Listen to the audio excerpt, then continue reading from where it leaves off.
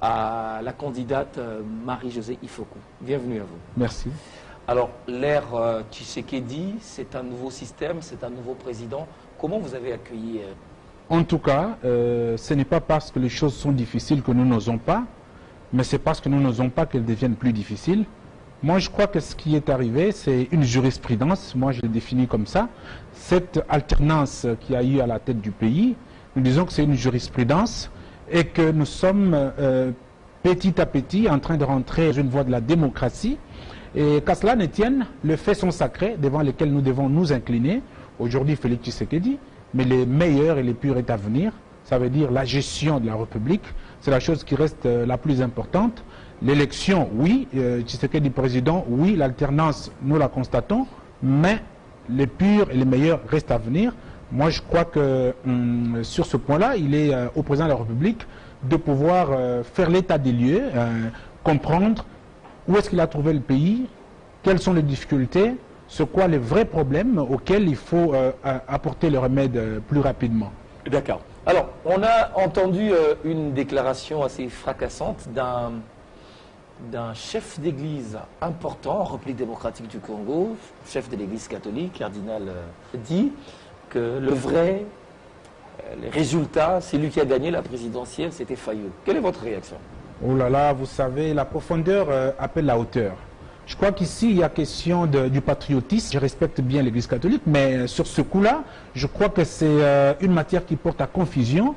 L'Église ne doit pas se mêler de la politique. L'Église doit accompagner la politique. Accompagner la politique, c'est à travers des méthodes qui puissent solutionner le vrai problème. On ne peut pas mettre le feu. L'Église doit accompagner même la tricherie. Non, j'ai dit accompagner la politique. Mais eux pensent qu'on a triché. Avec les méthodes. Vous savez, aujourd'hui, ça porte à confusion.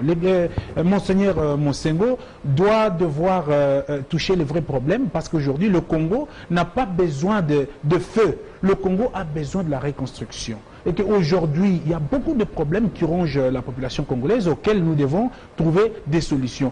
Et l'Église, moi je trouve que depuis un certain moment dans cette histoire des élections, l'Église a perdu sa place. Ils sont devenus malléables, permettez, parce qu'il y a question de positionnement, question d'argent, question de parrainage, il y a question de beaucoup de choses qui rentrent à l'intérieur. Et moi j'ai dit, à mon humble avis, Monseigneur Monsengo doit fortifier l'Église, doit partir sur les bases de choses qui ne font pas que l'Église puisse avancer, porter de conseils pour que des prélats catholiques puissent bien se conduire. Je crois que c'est ce qui est le plus important pour lui. La politique c'est le principe du bien-être universel, c'est servir les autres. Actuellement, les personnes qui sont à la tête du pays doivent servir les autres. Si Monseigneur peut apporter sa pierre à l'édifice, c'est de pouvoir montrer à Félix Tshisekedi que voilà, aujourd'hui, regarde, le Congolais ne mangeait pas, il y a le problème de santé, il y a l'éducation, il y a beaucoup de problèmes qui doivent être résolus. Et donc, Monseigneur devrait s'apaisantir sur ce genre de choses. Martin Fayoulou, c'est un Congolais. Il doit comprendre que la vie est une suite de tentatives qui ne sortent pas des échecs, mais aussi pas de réussite. Et qu'en cas de l'échec, il faut savoir comment se tenir. Je crois que c'est ça. D'accord. Alors, il y a des gens en RDC aujourd'hui qui pensent que le parti du président de la République, l'UDPS, ne régorge pas des compétences. C'est pourquoi, même en matière de sécurité du président de la République, le chef de l'État était bien obligé de recourir à François Béat, tout ça. J'ai échangé avec un professeur dont je tais les noms qui a dit difficulté que le président, la difficulté à laquelle fait face le président aujourd'hui, c'est les compétences au sein de son parti, des gens avec lesquels il doit travailler. Son parti n'en a pas. Et quelle est votre analyse? Écoutez, messieurs les journalistes, nous devons avoir le respect de la mémoire de l'histoire politique du Congo. Je pars sur le principe de la déclaration du président de la République. D'entrée des jeux, il avait montré à la face du monde qu'actuellement nous sommes au moment de la cogestion. La cogestion veut dire tout simplement que nous devons travailler avec tout le monde et que tout le monde doit faire quelque chose pour le pays. Félix Tshisekedi n'est pas président de l'UDPS, il avait dit. Et qu'à l'UDPS, il peut y avoir des compétences. Je ne trouve pas que tout le monde qui devra entourer Félix Tshisekedi devra nécessairement venir de l'UDPS. Vous savez, dans ce pays, on a connu des personnes qui ont accompagné la République. Vous vous rappelez du feu Mpinga Kassé, parce que tout à l'heure, j'aborde ce point parce que j'ai entendu mon prédécesseur ici dire que la politique devrait aussi, on devrait regarder le pauvre, mais la politique c'est l'élégance, la politique c'est la noblesse.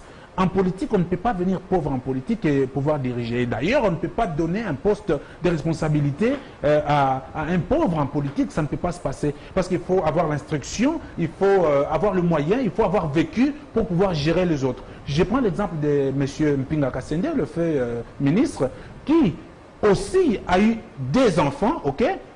C'est question de la relève en fait. Ce monsieur a eu des enfants, il les a mis à l'école. Ces derniers ont travaillé, ils ont étudié et qu'aujourd'hui, ils sont avec nous. Je cite Madame Cathy Mpinga Kassende, qui est une dame, comme le chef de l'État avait dit, les compétences sont aussi avec les femmes et qu'il devrait tenir compte des femmes. Par exemple, Madame Cathy Mpinga, et là, c'est une femme aussi. Ça veut dire que les compétences sont partout. Je crois, Marie-Josée Ifoku, n'en parlons pas, il a un parti politique, c'est une femme très très intelligente. Alors on l'a suivi lors des débats présidentiels, les différentes interventions à la télévision. Est-ce qu'elle apporte son soutien également au nouveau président? Est-ce qu'elle le soutient? Écoutez, monsieur le journaliste, nous devons faire la part des choses. Marie-Josée Ifoku ne fait pas la culte des personnalités. Par contre, au lieu de vouloir convaincre, il faut donner à réfléchir. Madame Marie-Josée Ifoku, c'est une femme intelligente. Elle avait dit que si le pouvoir partait dans l'opposition, elle apporterait sa pierre à l'édifice. Ça veut dire qu'aujourd'hui, fait son sacré, comme je l'ai dit, on se soumet devant, on s'incline. Elle s'incline au profit de servir la population congolaise. Elle va amener sa touche et pour que la population congolaise puisse se retrouver par rapport aux desiderata et aux besoins que représentent ces grands pays. Je crois qu'aujourd'hui, en ce moment-ci, il faut arrêter avec le culte des personnalités. Il faut par contre voir le vrai problème qui ronge la République et quelles sont ces personnes. Ici, vous avez parlé de compétences. Évidemment, les compétences, il faut les chercher à gauche, à droite. Nous disons que nos amis de l'UDPS doivent comprendre que le temps est à la reconstruction. Parce que, écoutez, il n'y a jamais eu de mauvaises troupes que de mauvais chefs. Aujourd'hui, la question de la gestion de la République positive ou négative, cette question sera posée à Félix Tshisekedi, ça ne sera pas posée à l'UDPS. Je crois qu'aujourd'hui, Félix Tshisekedi lui-même s'était démarqué de l'UDPS pour dire que oui, aujourd'hui, c'est un président de la République, il doit gérer tout le monde, il doit gérer les émotions de tout le monde, encore qu'il doit travailler avec tout le monde. Je crois que c'est une question qu'il faut traiter avec une préoccupation de l'équilibre pour comprendre que les compétences... Vous avez cité François Beya, écoutez, c'est pas n'importe qui. C'est quelqu'un qui connaît le rouage de la sécurité de ce pays. C'est un Congolais. Il n'y a pas quelque chose qui enlève les qualités d'être Congolais. Mais quand il peut donner quelque chose à la République, écoutez, nous devons cesser cette histoire de connotation et de caricaturer les gens. Moi, je crois qu'aujourd'hui, nous devons être très élégants parce que Tshisekedi lui-même a montré que la politique, c'est l'élégance.